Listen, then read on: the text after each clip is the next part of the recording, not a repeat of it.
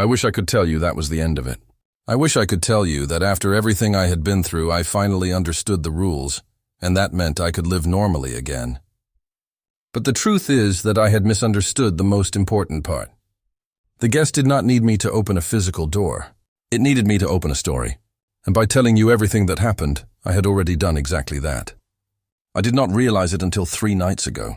I was sitting at my desk working late. It was around 2 in the morning, and the whole house was quiet. My phone was charging beside me. I'd been editing some videos, and I remember feeling tired enough that I was considering going to bed. Then I heard a sound from the hallway. It was very soft, almost like someone dragging the tip of a finger along the wall. I stopped typing.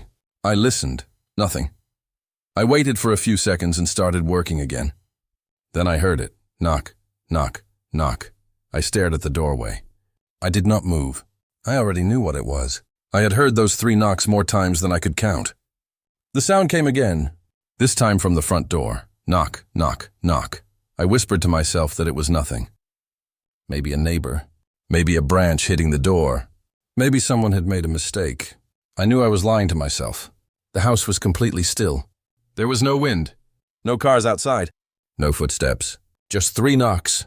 Then silence. I reached for my phone. There were no notifications. No missed calls. Nothing. I was about to stand up when the phone screen turned on by itself. A new photograph had appeared in my gallery. I did not download it. I did not receive it. It was simply there. I opened it. My stomach dropped. It was a picture of my house from outside. The photograph had clearly been taken at night. The curtains were closed. The lights were on. And I could see myself sitting at my desk through the window. Whoever took the photograph had been standing across the street. I zoomed in. There was a person standing behind me inside the room. I immediately spun around. Nobody was there. I looked back at the photograph. The person was still there. This time I noticed something different. The figure was not looking at me. It was looking toward the front door. I heard another knock. I did not breathe. The figure in the photograph lifted its hand. Then the photograph changed. It showed the front door opening. I looked at my real front door. It was still closed. Another image appeared in the gallery. This one showed the hallway. Then another. The bedroom. Then the stairs. Then the kitchen.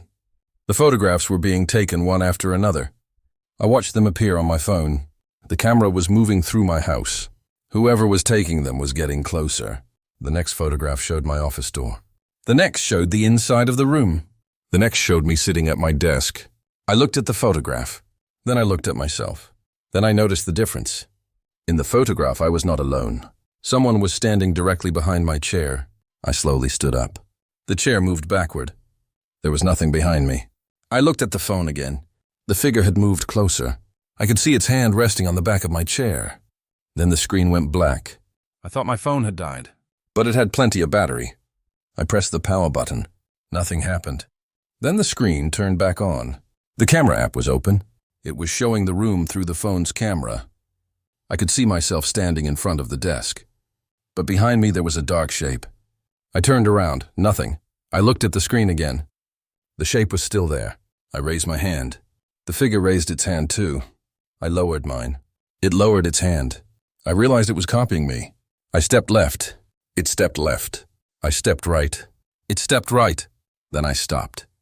The figure did not. It took one step toward me. I felt every hair on my arm stand up. It took another step. I backed away from the phone. The figure continued moving closer. Then it raised one finger to its lips. It was telling me to be quiet. I heard something behind the bedroom door. A voice whispered my name. I looked toward the door. The phone camera was still showing the figure. It was now standing directly behind me. I could almost feel its breath. Then the voice behind the door spoke again. This time it sounded like my friend. He said he needed help. I knew it was impossible. My friend was hundreds of kilometers away. I called him anyway. The call connected immediately. He answered. I did not say anything. Neither did he. We just listened to each other breathing. Then he whispered my name. I asked him where he was. He said he was in his apartment. I asked if anyone was with him. He said no. Then he asked why I was calling. I told him I had heard his voice outside my bedroom. There was a long silence. Then he said something that made my heart stop. He said he had heard my voice outside his bedroom too. We both went quiet. He asked me what time it was. I told him. He said it had started at exactly the same moment. 3 knocks. Then I asked him what his voice had said. He told me it had said the same thing I had heard. Opened the door. We stayed on the call. Neither of us wanted to hang up. Then we heard something else. A third voice. It came through both phones at the same time. It was Sarah. She said we had made a mistake. I asked what mistake. She said we had thought the guest was following us. It was not. It was following the story. I asked what that meant. She said every time someone heard the story and believed it, the guest gained another door. Every time someone searched for room 3, it gained another room. Every time someone looked at a photograph, it gained another face. I asked her why she had allowed us to survive. She said she had not. She had only delayed it. Then the call ended. My friend's phone disconnected. I immediately called again. No answer. I grabbed my keys. I was going to drive to his apartment. I reached the front door and stopped. 3 knocks came from the other side. Knock, knock, knock. I stared at the door. Then I heard my friend's voice. He told me to open it. I stepped backward. His voice became louder. He started begging. Then he started screaming. I knew it was trying to make me react. I turned away from the door. I walked upstairs. I went into my bedroom and locked the door. I sat on the floor with my back against the bed. I waited. Nothing happened for several minutes. Then I heard footsteps downstairs. Slow, careful. Someone was walking through the house. I could hear the floorboards creaking. The footsteps stopped at the bottom of the stairs. Then they started coming up. 1 step, then another. Then another. I counted them without meaning to. There were 12 steps. The footsteps reached the top. They stopped outside my bedroom. I held my breath. The door handle slowly moved down. The lock held. The person on the other side whispered my name. Then another voice joined it. Then another. Soon I could hear dozens of voices. People I knew. People I did not know. Men, women, children. Everyone calling my name. Then the voices began saying something else. They were saying my name in different languages. I did not understand most of them, but they all sounded frightened. Then one voice spoke clearly. It was Sarah. She told me to look under the bed. I almost laughed, because I knew that was exactly what a horror movie character would do. I was not going to look. Then she said something that changed my mind. She said there was a photograph underneath it. I stared at the floor. I told myself it was another trick. She said the photograph would show me what was standing outside the door. I asked why I should believe her. She said because if I did not look, I would never know which one of them was real. That sentence stayed in my head. Which one of them was real? I slowly looked toward the bed. I did not want to. I knew I should not. But curiosity has always been my biggest weakness. I crouched down. I looked underneath the bed. There was a photograph. I reached for it. The moment my fingers touched it, the voices outside stopped. Complete silence. I pulled the photograph out. It showed my bedroom. I was sitting on the floor exactly where I was sitting now. The door was behind me. Something was standing outside it. I could not see its face. But there was something strange about the photograph. The room was not exactly the same. There was a second door on the opposite wall, a door I did not have in real life. I looked at the wall. There was nothing there. I looked back at the photograph. The door was still there. Then the photograph changed. The door opened. Inside was another bedroom. It looked familiar. I realized it was my old bedroom from when I was a child. I stared at it. Then the image changed again. The room became my first apartment. Then the hotel. Then the Airbnb. Then room 3. Every place I had ever lived or stayed appeared inside the photograph. It was not showing me different rooms. It was showing me a path that had followed me my entire life. I suddenly remembered something I had completely forgotten. When I was a kid, I had stayed at a hotel with my parents. I had been around 8 or 9 years old. I remembered the room. I remembered the bed. I remembered watching television while my parents slept. But there was something else. I remembered waking up in the middle of the night because someone knocked on the door. 3 knocks. I had forgotten that. My father had told me not to answer. I had asked him who it was. He had said nobody. I'd gone back to sleep. The next morning, he had packed our bags and left without explaining. I realized then that my grandfather had not been the first person in my family to encounter the guest. My father had encountered it too. Maybe even before him. Maybe the story had been following my family for generations. The photograph in my hand began to feel warm. I dropped it. It landed face down. I did not touch it again. Then the bedroom door opened. I screamed. But there was nobody there. The hallway was empty. I stayed where I was. Then I noticed a small detail. The door had opened inward. The handle was still. The lock had not moved. It was as if someone had opened it from the other side without touching it. I grabbed my phone and turned on the flashlight. I pointed it toward the hallway. Nothing. I stepped out of the room. The house was silent. I walked downstairs. The front door was still locked. I checked the kitchen. Empty. Living room. Empty. I went to the office. The old photograph was gone. The phone was still on the desk. I picked it up. The screen showed a video recording. I had never started recording. I pressed play. It showed me sitting at my desk earlier that night. I watched myself working. Then the camera angle changed. It was now behind me. Someone was standing there. I watched the figure walk toward me. It stopped behind my chair. Then it leaned down. Its face appeared beside mine. It whispered something into my ear. I could not hear the audio clearly. I increased the volume. Then I heard the words, "You told them." I stopped the video. My hands were shaking. I understood. The guest was angry because I had told the story. But that did not make sense. If telling the story gave it power, then why had Sarah wanted me to tell it? Maybe she had not. Maybe every warning I had received was another part of the trap. Maybe Sarah had never been helping me at all. Maybe she was the one who had been guiding me from the beginning. I went back through every memory. The photographs, the messages, the hotel, the basement, room 3. Every time I thought I was getting closer to the truth, someone had pointed me toward another door. Someone had always given me a reason to keep going. Sarah, my grandfather, even my grandmother. What if they had all been part of the same thing? What if there had never been a guest following them? What if they were the guest? I called my grandmother. She answered after one ring. I asked her if Sarah had ever been real. She did not speak. I asked again. She finally said yes. I asked if Sarah had been the first. She said no. I asked who was first. She whispered one name, my grandfather. I felt my stomach drop. I asked how he had become the guest. She said he had opened room 3 in 1966. He had gone inside. He came back 3 days later. He looked normal. He spoke normally. He remembered everything. But he was not the same person. My grandmother said she knew immediately. She said he never slept again. He never ate properly. He spent his life taking photographs. He told her he was trying to stop something. But she eventually realized he was not trying to stop it. He was documenting it, preserving it, feeding it. Every photograph he took became another doorway. Every person he warned became another person who knew where to look. I stood in front of it. I knew what was behind it. I could feel it. I reached for the handle. Then I heard my grandmother's voice from the other side. She told me to open it. I closed my eyes. I remembered every warning. Never answer. Never open the door. Never believe the voice. I stepped backward. Then the voice changed. It became my father's. He told me he was proud of me. Then it became my grandfather's. He told me he was sorry. Then it became Sarah's. She told me she had been waiting. I did not open it. I turned around and walked toward the front door. As I reached it, I heard the voice behind me say something that made me stop.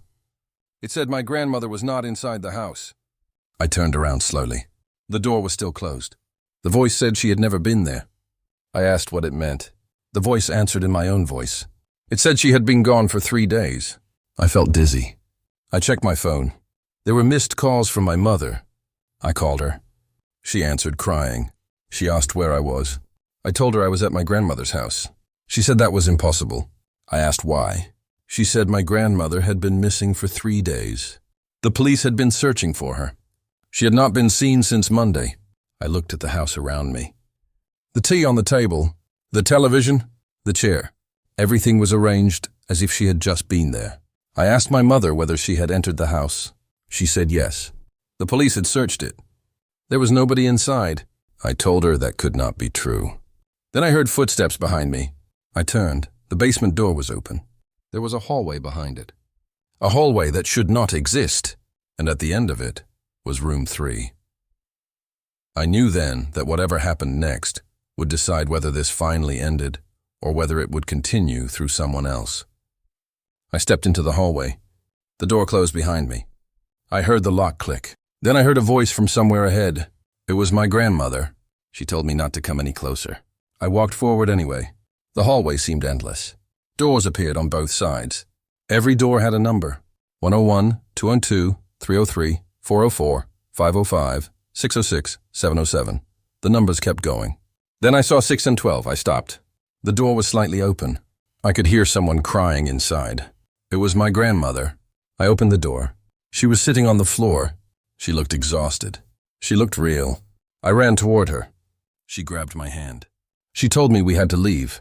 I asked what happened. She said she had been trapped there for 3 days. She said the guest had been showing her memories.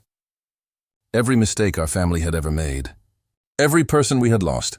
Every photograph. She said it wanted her to open a door for me. I asked whether she had. She shook her head. Then she looked behind me. Her expression changed. She whispered that someone was standing there. I turned. The room was empty. She started crying. She told me I had to trust her. I asked her why. She said because she had been waiting for me. I asked what she meant.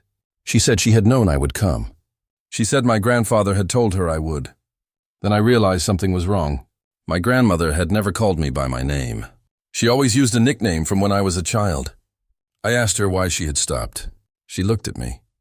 Her face went completely still. Then she smiled. It was the same smile I had seen in the photographs. I stepped backward. She stood up. Her face began changing. First my grandmother, then my father, then my friend, then Sarah, finally me. I ran toward the door. It slammed shut. The room became completely dark. A voice whispered from behind me. You finally came home. And this time I knew exactly who was speaking. It was me. I did not turn around. I could hear my own breathing behind me. That was the part that scared me more than anything else. It was not just a voice that sounded like me. It breathed when I breathed. It shifted its weight when I shifted mine. When I moved my hand toward the door, it moved its hand too. I could hear the same tiny movements coming from somewhere behind me. I kept my eyes on the door. The room was almost completely dark, but I could still see the outline of the handle. I reached for it slowly. The voice behind me laughed quietly. It told me I had always been stubborn. I asked it what it wanted. It said it wanted me to turn around. I told it no. It said I had already seen it. I told it that was not true. It said I had seen it every time I looked at a photograph. It said I had seen it every time I looked into a mirror. It said I had seen it every time I dreamed about the hotel. I asked what it meant. It whispered that I had been looking at it my entire life without knowing what I was seeing. Then the lights came back on. I looked toward the door. My hand was still inches away from the handle. I could see my reflection in the metal. For a second, everything looked normal. Then I noticed another reflection standing behind me. I froze. I could see the outline of a person in the reflection. It was standing directly behind my shoulder. I did not turn. The reflection lifted its hand. I watched it raise one finger. Then it pointed toward the floor. I looked down. There was a photograph lying beside my shoe. I knew better than to pick it up. I knew exactly what it was going to show. But there was something different about this one. The edges were burned. The image was almost completely black. I could barely make out a room. There was a bed, a window, a chair, and someone sitting on the chair. I moved closer. The person on the chair was my grandmother. She was looking directly at the camera. Her mouth was open like she was trying to say something. I leaned down and read the words written on the bottom of the photograph. She is not the one you think she is. I looked toward the figure in the reflection. It was gone. I turned around. Nothing. The room was empty. I ran to the door and pulled it open. The hallway was there. I stepped outside and slammed the door behind me. I did not stop running. I ran through the hallway until I saw the elevator. I pressed the button again and again. Nothing happened. I heard the door behind me open. Then footsteps. I ran faster. The footsteps followed. They were not rushing. They did not need to. They knew I had nowhere to go. I reached the end of the hallway and found a staircase. I ran down. One floor, then another, then another. The stairs seemed endless. I kept going until I reached a door marked Exit. I pushed it open. I expected to find the outside. Instead, I walked into another hotel lobby. I stopped. The lobby looked familiar. It was the hotel where I had first stayed. The same reception desk. The same chairs. The same old painting above the fireplace. I looked through the glass doors. Outside was daylight. Cars were passing. People were walking. Everything looked normal. I stepped toward the exit. Then the receptionist looked up. It was Sarah. She told me I could leave. I asked if she was real. She smiled and said that did not matter anymore. I asked where my grandmother was. She said she was safe. I asked where. Sarah pointed toward the elevator. I asked which floor. She said the first. I looked at the elevator display. It showed 0. I told her there was no 0 floor. She said there was now. I asked why. She said because the hotel had changed. I asked what was on floor 0. She said the people who were waiting. I told her I was not going there. She said I had already been there. I asked when. She said every night I slept. I stared at her. She told me that dreams were doors too. I felt a cold sensation in my chest. I asked her whether any of this was real. She said the question did not matter. She said the only thing that mattered was whether I opened the next door. I looked toward the elevator. The doors opened. There was no one inside. I stepped back. Sarah told me I could walk outside. She said I could go home. She said I could forget everything. I asked what would happen if I did. She said the guest would find someone else. I asked who. She looked at me and said someone listening. I felt my stomach drop. I asked what she meant. She said the guest had never needed to follow me. It had been waiting for someone else to hear the story. Someone who would be curious enough to search for the places. Someone who would wonder if the photographs were real. Someone who would stay at the same hotels. Someone who would open the same doors. I told her that was impossible. She said no. She said it was already happening. Then she pointed toward the glass doors. I looked outside. There was a man standing across the street. He was holding a phone. He was looking directly at the hotel. I recognized him. He was one of the people who had contacted me after hearing my story. He had told me that he had experienced the 3 knocks. He had sent me a photograph. I had ignored him. Now he was standing outside. I asked Sarah why he was there. She said he had followed the story. I asked what would happen to him. She said that depended on whether he opened the door. I looked at the man. He walked toward the hotel entrance. I shouted for him to stop. He could not hear me. He opened the door. The moment he stepped inside, the entire lobby changed. The lights flickered. The furniture disappeared. The walls became old. The reception desk vanished. The floor turned into the wooden hallway from room 3. The man looked around in confusion. I ran toward him. Sarah grabbed my arm. I told her to let me go. She said it was too late. The man looked at me. He recognized me. He said he had been looking for me. I told him he needed to leave. He asked why. I said because this place was not real. He laughed nervously. He said he knew it was strange, but he wanted answers. I told him answers were exactly what got me here. He asked me what I meant. Then 3 knocks came from somewhere behind him. Knock, knock, knock. He turned around. I grabbed his shoulder. I told him not to look. He looked anyway. There was a door at the end of the hallway. It had no number. It was slightly open. A woman's voice came from inside. She called his name. He took a step toward it. I pulled him back. He became angry. He told me I was crazy. He said he had spent months researching the story and had found records that proved the hotel existed. He said he had found old photographs. He said he had found people who remembered Sarah. He said he had even found a copy of my grandfather's notebook. I asked him where. He said online. I asked him who had uploaded it. He did not know. I told him that was the point. The guest had been feeding people information. It wanted them to search. It wanted them to find evidence. Every clue was another invitation. The man stared at me. Then the voice behind the door called him again. This time it sounded like his mother. His expression changed. He whispered that his mother was dead. I told him I knew. He started crying. The voice told him she was waiting. He took another step. I grabbed him with both hands. He fought me. He screamed that he needed to see her. I told him she was not there. He said I did not understand. Then the door opened wider. A woman stepped out. She looked exactly like his mother.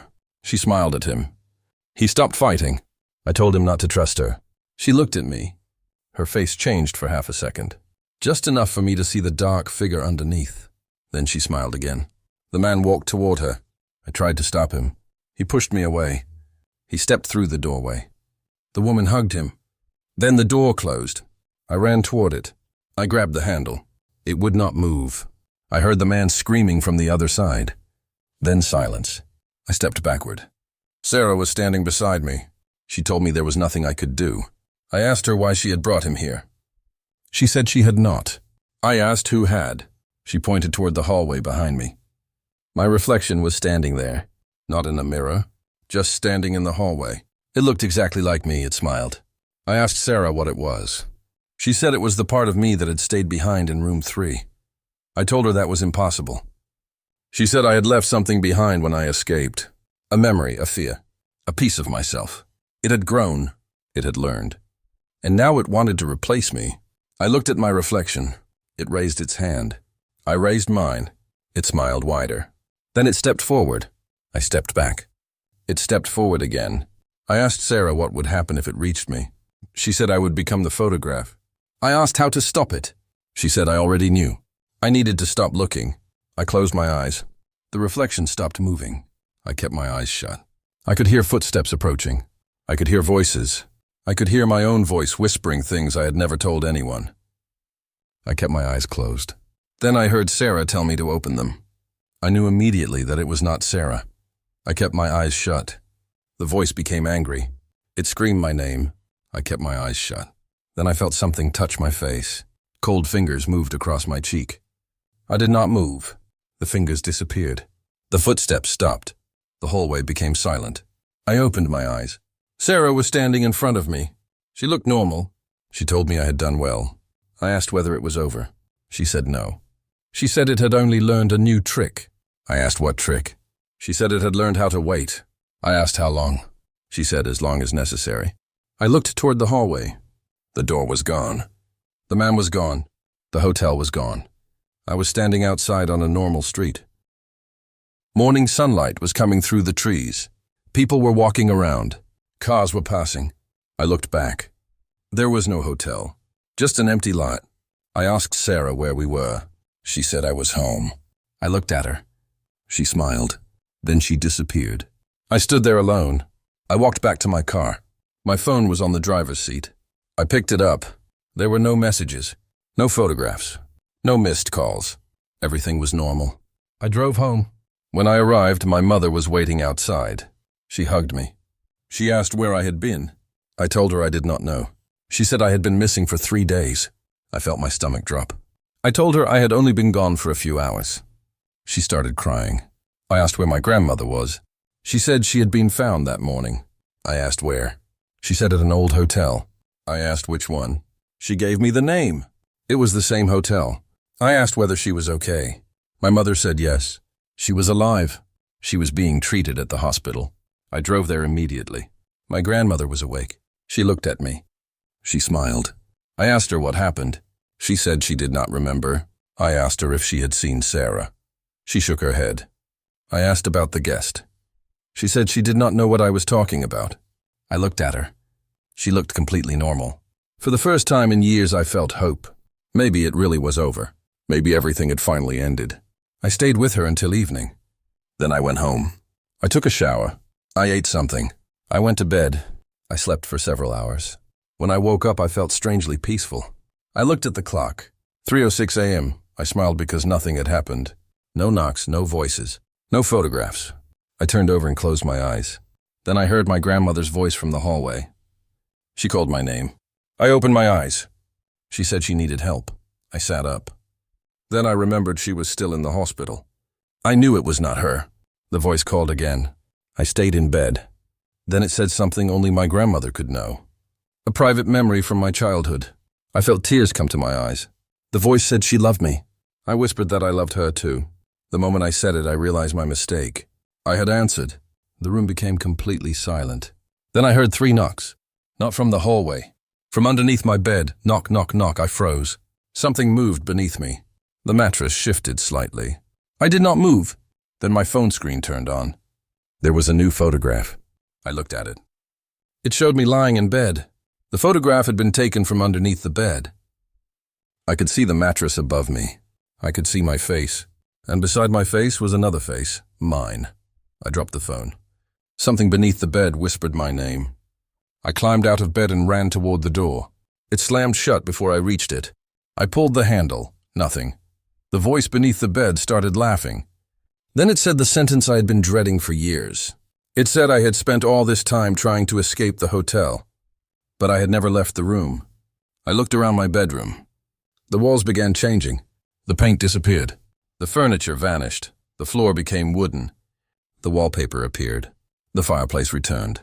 The room was becoming the Airbnb. I stepped backward. The bed disappeared. My bedroom window disappeared. The front door appeared. I knew where I was. I was back in the first house, the place where everything started. The door opened by itself. The host stood outside. I recognized him. He was the man who had given me the keys all those years ago. He looked exactly the same. Not older, not younger. Exactly the same, he smiled. He told me he had been waiting for me to come back. I asked him why. He said because I had forgotten something. I asked what? He pointed toward the living room. There was a photograph sitting on the table. It showed me walking into the house for the first time. I looked at the photograph. There was someone standing behind me. I recognized the face. It was my grandfather, but he was not looking at me. He was looking at the camera, and behind him was the guest. The host told me to turn the photograph over. I did. On the back was a message. You were never the guest. I stared at those words. The host smiled. Then he told me the truth. The reason the guest had followed me was because I had never actually been a victim. I had been part of the house from the beginning. The person who rented the Airbnb had not been me. It had been something wearing my face. The real me had been trapped in room 3. The memories I had were borrowed. The childhood memories, my family, my friend, everything. They were pieces given to me so I would believe I was human. I refused to believe him. I told him he was lying. He said that was okay. He said I would understand soon. Then he opened the front door. Outside was a hotel hallway. I looked at it. It was the same hallway I had seen 100 times. He told me to step outside. I did not. He told me that if I stayed inside the house, I would remain human. If I stepped outside, I would remember what I really was. I stood there for a long time. Then I heard 3 knocks behind me. I turned. Sarah was standing inside the room. She was crying. She told me not to listen to him. I asked her who I was. She said I was the last person my grandfather had tried to save. I asked what that meant. She said he had entered room 3 and found something trapped there. A person, someone who had been there for decades. He had tried to bring that person back. That person was me. I asked why I did not remember. She said because the guest had taken my memories. It had built a life around the empty space. It had given me a family. It had given me friends. It had given me a reason to believe I belonged in the world. I asked why. She said because it needed someone to tell the story. Someone who could walk between the real world and room 3. Someone who could carry the guest into places where it could not otherwise go. I looked at the host. He smiled. Then I looked at Sarah. She whispered that I had a choice. I could stay in the house and keep my memories, or I could walk through the door and remember everything. I asked what would happen if I remembered. She said I would see the truth. I stepped toward the door. The host told me not to. Sarah told me to. I opened it. The moment I stepped through, I remembered everything. I remembered the first night. I remembered the hotel. I remembered room 3. I remembered my grandfather. I remembered Sarah, but I also remembered something else. I had been in room 3 long before any of them. I had been there as a child. My father had found me there. He had tried to bring me home. He had failed. My grandfather had taken over. He had spent his life trying to rescue me. Every photograph was not showing the guest, it was showing me. Every dark figure was me. Every voice was me. Every door was connected to me. I was the thing that had been appearing in the photographs all along. I was the one people had been afraid of. I was the one standing behind them. I was the reason the doors opened. I was the story. And as I stood there, remembering everything, I finally understood why Sarah had always been trying to warn me. She was not trying to stop me from entering room 3. She was trying to stop me from remembering who I was. Because once I remembered, I would become the guest completely. I looked at my hands. They were beginning to change. The skin became darker. My fingers became longer. My reflection in the glass disappeared. I could hear voices calling from every room. People were opening doors. People were entering hotels. People were checking into Airbnbs. And I could feel every one of them. Every stranger who stepped into a temporary room. Every traveler who put down a suitcase. Every person who looked at a photograph. I could feel them. I could hear them. I could reach them. Sarah stood in front of me. She told me there was still one thing I could do. I asked what. She said I could choose not to enter. I could choose not to open another door. I asked how. She said I had to forget again. I told her I did not know if I could. She said I had done it before. She said I had forgotten once. I could forget again. I closed my eyes. I tried to remember nothing. I tried to let the memories disappear. My family, my friend, the hotels. I stood there for several seconds trying to understand where I was. The room looked completely ordinary. That was what frightened me most. There was nothing obviously wrong. No blood on the walls. No strange shadows. No broken furniture. Just a cheap hotel room with a small television. A bed, a desk, a bathroom door, a suitcase beside the bed. I walked over to the suitcase and opened it. Inside were clothes that looked like mine. A wallet, my keys, a charger. Everything I would normally carry while traveling. I picked up the wallet and opened it. There was an ID inside. My photograph was on it. My name was on it. Everything looked correct. I stared at the date of birth. I stared at the address. I stared at my own face. For the first time in what felt like hours, I felt relieved. Maybe the whole thing had been a nightmare. Maybe I had fallen asleep.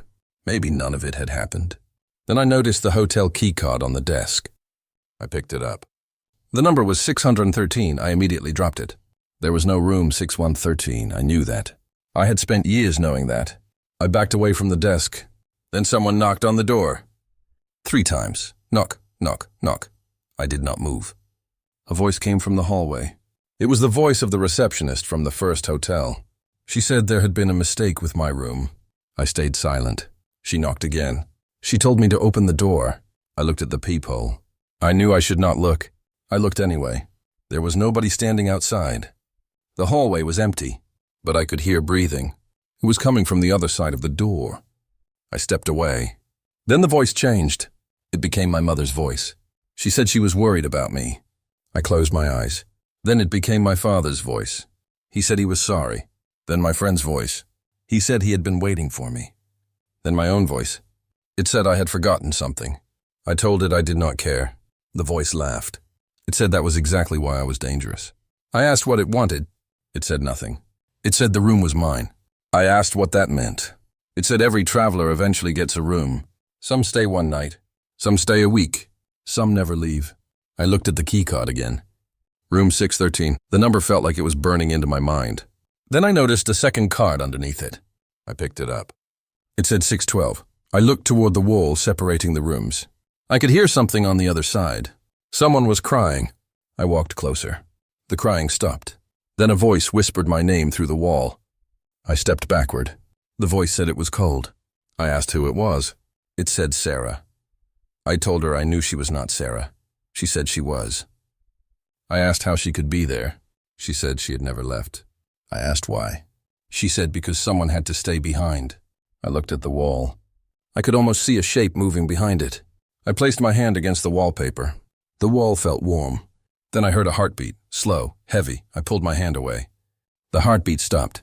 A second later, I heard 3 knocks from inside the wall. Knock, knock, knock. I stepped away. The bathroom door suddenly opened. I jumped. The bathroom was empty. The mirror was fogged, even though nobody had used the shower. I walked toward it. There was writing on the glass. It said, "Do not trust the room." I wiped the mirror with my hand. The words disappeared. Then new words appeared. "You are already inside." I looked at my reflection. It looked normal. I raised my hand. The reflection raised its hand. I smiled. It smiled. Then I stopped smiling. The reflection kept smiling.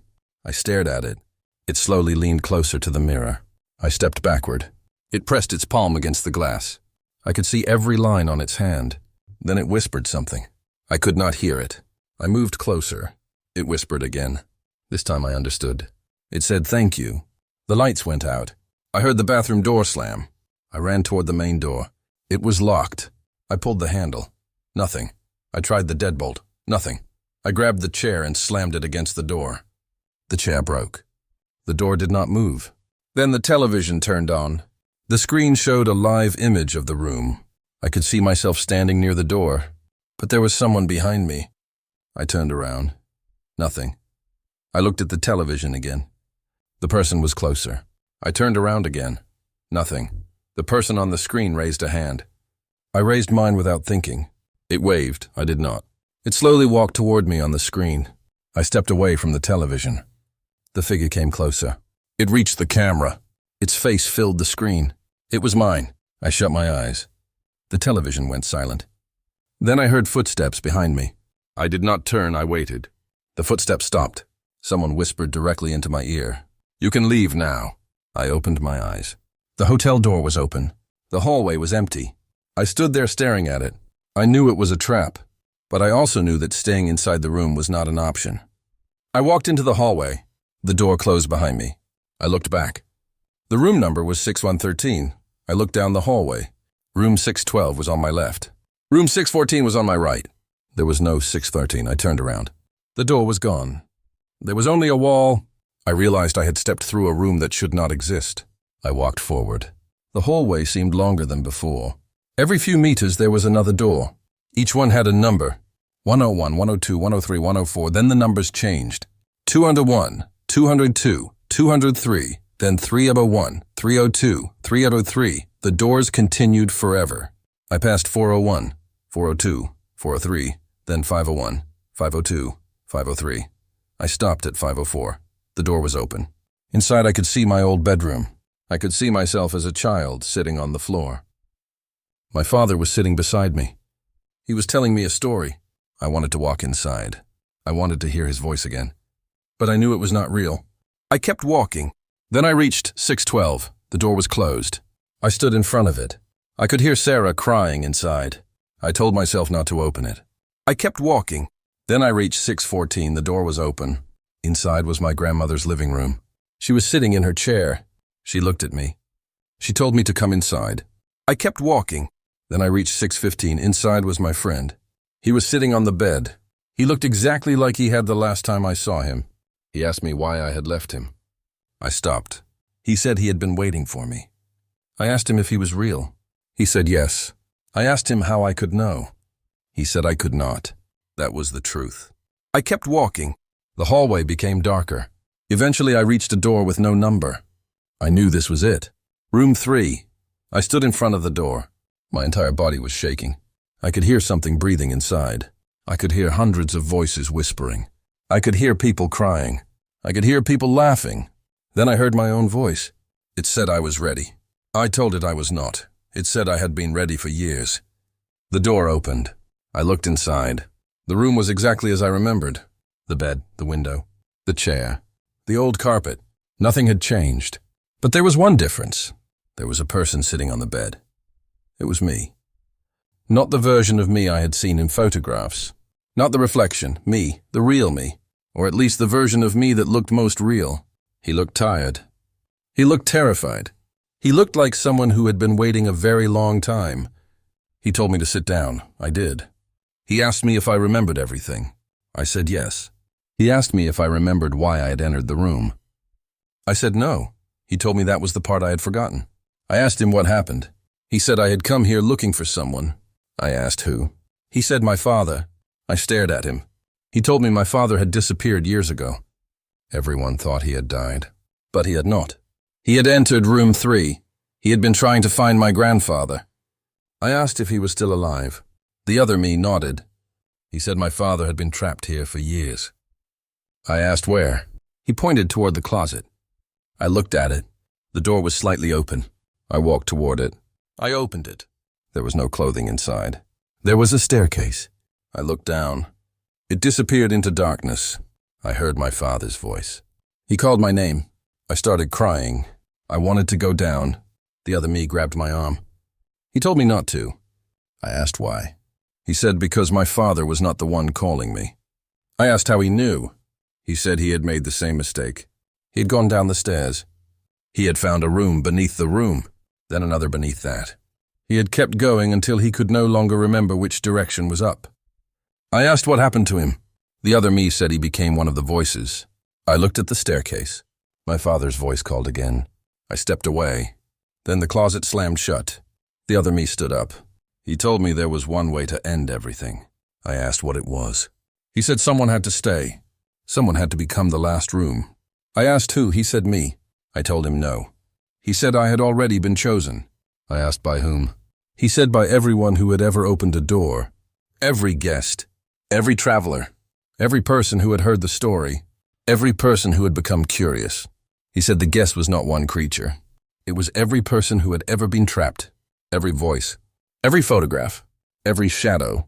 All of them were pieces of the same thing. I asked how to stop it. He said I needed to stay in room 3 and close the door from the inside. I asked what would happen to everyone else. He said they would forget. The hotels would become normal. The houses would become normal.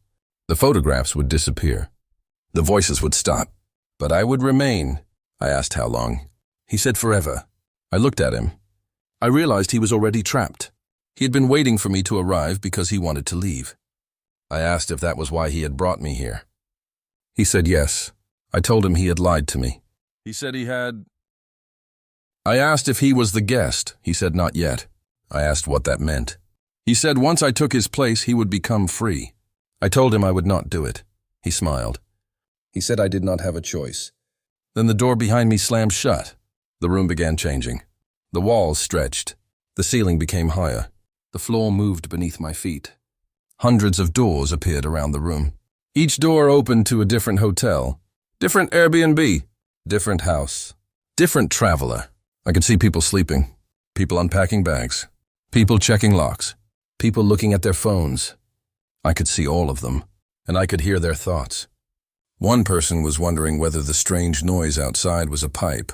Another was wondering why the host had warned them about the basement. Another was staring at a photograph they had just received. Another was standing in front of a door with 3 knocks coming from the other side. I realized the guest was already inside thousands of rooms. It did not need me. It had become something much larger. The other me told me that was why I had to stay. I was the only thing that could hold it in one place. I asked him why. He said because I was the first person it had copied completely. I had become the bridge between the real world and the rooms.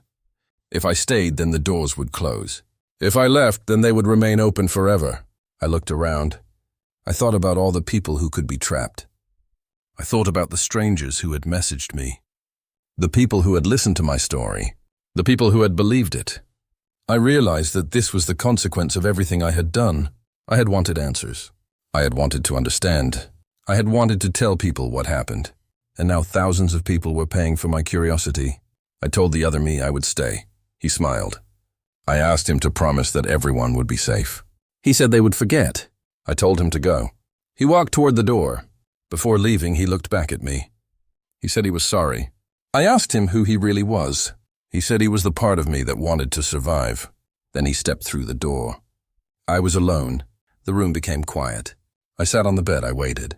One by one, the doors disappeared. The voices became quieter. The photographs vanished. The hallway disappeared. The hotel disappeared. The Airbnb disappeared. Everything became dark. I could still hear one voice, Sarah. She told me she was sorry. I asked her where she was. She said she was finally free. I asked whether my grandmother was safe. She said yes. I asked about my friend. She said yes. I asked about everyone else. She said they would forget. I closed my eyes. For the first time, I felt peace.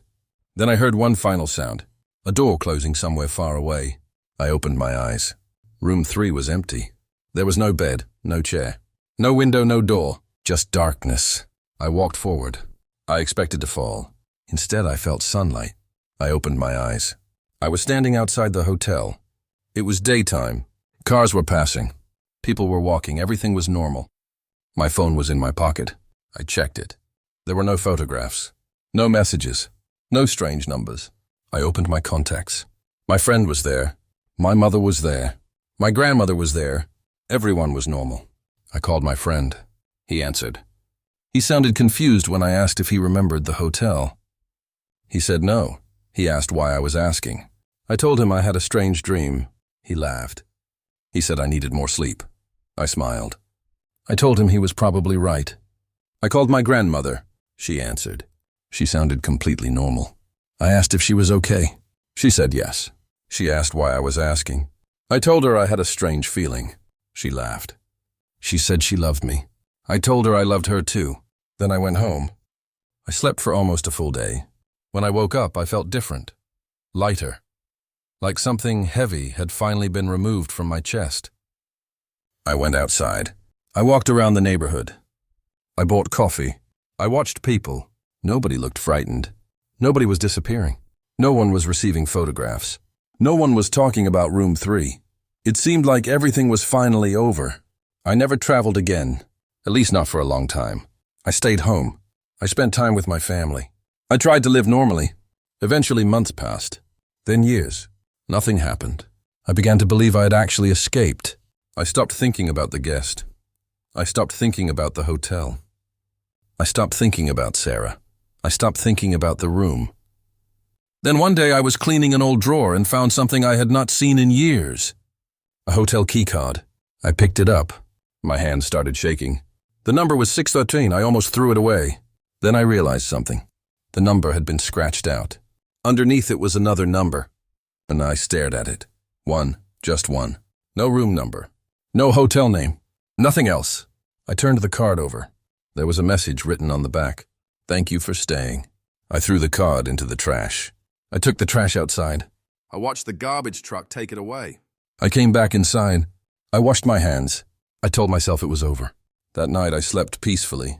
No dreams, no voices, no knocks, nothing. The next morning I woke up to a message from my friend. He sent me a photograph. I opened it. It was a picture of him and his wife standing outside a hotel. He had gone on vacation. He said the place was beautiful. I looked at the hotel behind him. I did not recognize it. Then I saw the room number on the building. 3. I stared at the photograph. I called him immediately. He answered. I asked him where he was. He said he was on vacation. I asked him what hotel. He told me. I asked him whether the hotel had a room 613. He laughed and said yes. He asked why. I told him to leave. He asked what was wrong. I told him I could not explain. I told him to leave immediately. He laughed again. Then the line went quiet. I heard 3 knocks through the phone. Knock, knock, knock. My friend whispered that someone was at the door. I told him not to open it. He asked why. I told him I would explain later. He said someone was calling his name. I told him not to listen. Then I heard my own voice through his phone. It said hello. My friend asked me if I was still on the line. I said yes. He said my voice was outside his door. I heard him breathing heavily. Then the call ended. I tried calling again. No answer. I called his wife. No answer. I called the hotel. No answer. I searched the hotel online. It did not exist. I searched the address. It was an empty lot. I searched the photograph. Nothing. I realized then that I had failed. I had thought I had locked the guest inside room 3, but I had only locked one version of it away. The story had survived. Maybe it had survived because someone had remembered. Maybe it had survived because someone had found the key card. Maybe it had survived because I was telling this story right now. And that is the part I am still struggling with. Because I know what I am supposed to do. I am supposed to stop. I am supposed to close this story. I am supposed to forget. But I also know that if I stop now, then someone else may open the door without knowing what is waiting on the other side. So I am going to tell you the only thing I know for certain. If you ever book an Airbnb and the host tells you that the previous guests complained about strange noises, leave. If your hotel room does not appear on the floor, plan, leave. If the elevator stops at a floor that does not exist, do not step out. If you find a key card with a number that is not listed anywhere in the hotel, do not use it. If you hear 3 knocks from inside a wall, do not answer. If you hear someone you love calling your name from an empty room, do not open the door.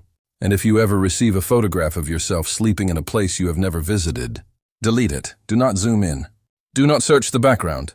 Do not try to identify the person standing behind you, because once you recognize the face, it will recognize yours. I wish I could tell you that I know exactly what happened to my friend. I wish I could tell you he came home. I wish I could tell you his wife came home too. But I never heard from either of them again. The hotel where they stayed disappeared from every website. The address disappeared. The photograph disappeared. Even the message disappeared from my phone. Sometimes I wonder if I imagined the whole thing. Sometimes I convince myself that it was just a nightmare. And most days I can believe that. But every once in a while I wake up at exactly 3:13 in the morning. I sit up, I listen, and I hear 3 knocks. Not from the door, not from the window, not from the wall. They come from somewhere inside the room with me. I never turn around anymore. I just lie there and wait. Sometimes the knocking stops after a few seconds. Sometimes it continues for hours. But last night something different happened. Last night I heard my friend's voice. He whispered my name. Then he said something I had never heard him say before. He said he was standing outside my room. I did not move. I knew he was not really there. I asked if he was the guest. He said not yet. I asked what that meant. He said once I took his place, he would become free. I told him I would not do it. He smiled. He said I did not have a choice. Then the door behind me slammed shut. The room began changing. The walls stretched. The ceiling became higher. The floor moved beneath my feet. Hundreds of doors appeared around the room. Each door opened to a different hotel, different Airbnb, different house, different traveler. I could see people sleeping, people unpacking bags, people checking locks, people looking at their phones. I could see all of them, and I could hear their thoughts. One person was wondering whether the strange noise outside was a pipe. Another was wondering why the host had warned them about the basement. Another was staring at a photograph they had just received. Another was standing in front of a door with 3 knocks coming from the other side. I realized the guest was already inside thousands of rooms. It did not need me. It had become something much larger. The other me told me that was why I had to stay. I was the only thing that could hold it in one place. I asked him why. He said because I was the first person it had copied completely. I had become the bridge between the real world and the rooms. If I stayed, then the doors would close. If I left, then they would remain open forever. I looked around. I thought about all the people who could be trapped. I thought about the strangers who had messaged me. The people who had listened to my story. The people who had believed it. I realized that this was the consequence of everything I had done. I had wanted answers. I had wanted to understand. I had wanted to tell people what happened. And now thousands of people were paying for my curiosity. I told the other me I would stay. He smiled. I asked him to promise that everyone would be safe. He said they would forget. I told him to go. He walked toward the door. Before leaving, he looked back at me. He said he was sorry. I asked him who he really was. He said he was the part of me that wanted to survive. Then he stepped through the door. I was alone. The room became quiet. I sat on the bed. I waited. One by one, the doors disappeared. The voices became quieter. The photographs vanished. The hallway disappeared. The hotel disappeared. The Airbnb disappeared. Everything became dark. I could still hear one voice. Sarah. She told me she was sorry.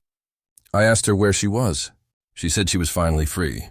I asked whether my grandmother was safe. She said yes. I asked about my friend. She said yes. I asked about everyone else. She said they would forget. I closed my eyes. For the first time, I felt peace. Then I heard one final sound. A door closing somewhere far away. I opened my eyes. Room 3 was empty. There was no bed, no chair. No window, no door. Just darkness. I walked forward. I expected to fall. Instead, I felt sunlight. I opened my eyes. I was standing outside the hotel. It was daytime. Cars were passing. People were walking. Everything was normal. My phone was in my pocket. I checked it. There were no photographs. No messages. No strange numbers. I opened my contacts. My friend was there. My mother was there. My grandmother was there. Everyone was normal. I called my friend. He answered. He sounded confused when I asked if he remembered the hotel. He said no. He asked why I was asking. I told him I had a strange dream. He laughed. He said I needed more sleep. I smiled. I told him he was probably right. I called my grandmother. She answered. She sounded completely normal. I asked if she was okay. She said yes. She asked why I was asking. I told her I had a strange feeling. She laughed. She said she loved me. I told her I loved her too. Then I went home. I slept for almost a full day. When I woke up, I felt different, lighter, like something heavy had finally been removed from my chest. I went outside. I walked around the neighborhood. I bought coffee. I watched people. Nobody looked frightened. Nobody was disappearing. No one was receiving photographs. No one was talking about room 3. It seemed like everything was finally over. I never traveled again. At least not for a long time. I stayed home. I spent time with my family. I tried to live normally. Eventually, months passed. Then years. Nothing happened.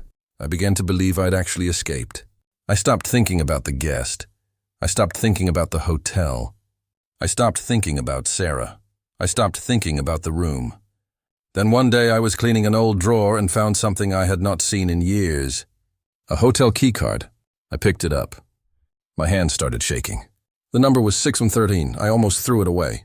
Then I realized something. The number had been scratched out. Underneath it was another number. 1. I stared at it. 1, just 1. No room number. No hotel name. Nothing else. I turned the card over. There was a message written on the back. Thank you for staying. I threw the card into the trash. I took the trash outside. I watched the garbage truck take it away.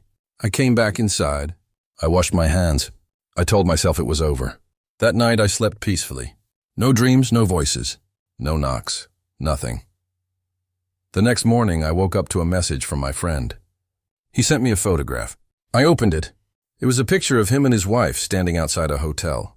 He had gone on vacation. He said the place was beautiful. I looked at the hotel behind him. I did not recognize it. Then I saw the room number on the building, 613. I stared at the photograph. I called him immediately. He answered. I asked him where he was. He said he was on vacation. I asked him what hotel. He told me. I asked him whether the hotel had a room 613. He laughed and said yes. He asked why. I told him to leave. He asked what was wrong. I told him I could not explain. I told him to leave immediately. He laughed again. Then the line went quiet. I heard 3 knocks through the phone. Knock, knock, knock. My friend whispered that someone was at the door. I told him not to open it. He asked why. I told him I would explain later. He said someone was calling his name. I told him not to listen. Then I heard my own voice through his phone. It said hello. My friend asked me if I was still on the line. I said yes. He said my voice was outside his door. I heard him breathing heavily. Then the call ended. I tried calling again. No answer. I called his wife. No answer. I called the hotel. No answer. I searched the hotel online. It did not exist. I searched the address. It was an empty lot. I searched the photograph. Nothing. I realized then that I had failed. I had thought I had locked the guest inside room 3, but I had only locked one version of it away. The story had survived.